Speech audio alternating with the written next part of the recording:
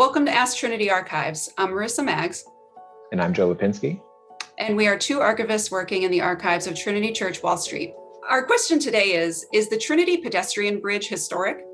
There's an 85-foot long pedestrian bridge that spans across the lower Manhattan street called Trinity Place, some 20 feet in the air, and connects the backside of Trinity Church on one side of the street and Trinity's office building, 76 Trinity Place, on the other side of the street. And this pedestrian bridge is a very unique structure in lower Manhattan. You may already know that the Trinity Church that stands on Broadway today was completed in 1846. Trinity's office building, however, didn't come into Trinity's possession until 1934. That proximity of Trinity, the place of worship, and Trinity, the place of business, is very important for clergy, parishioners, and staff alike to be able to travel between these two places with ease.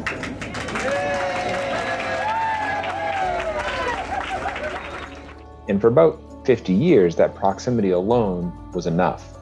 But in 1979, we begin to see historical evidence of conversations starting to take place about the idea of physically and symbolically connecting Trinity Church and Trinity's offices.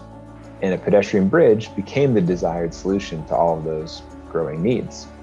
But one of the main sticking points was Trinity's landmark status and ensuring a potential bridge did not compromise any of Trinity's architectural integrity.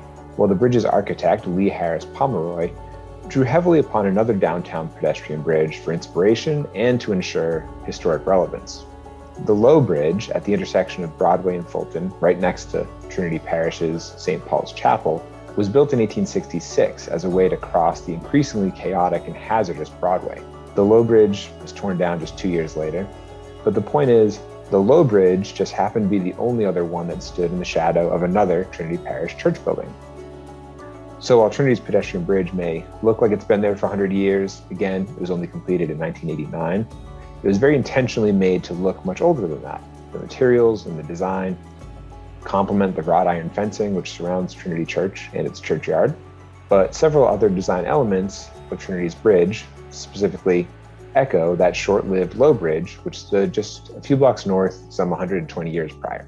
That's all we have for today, but we'd love to hear from you. We welcome any questions you have, and we'll do our best to answer them in future videos. Thanks for tuning in.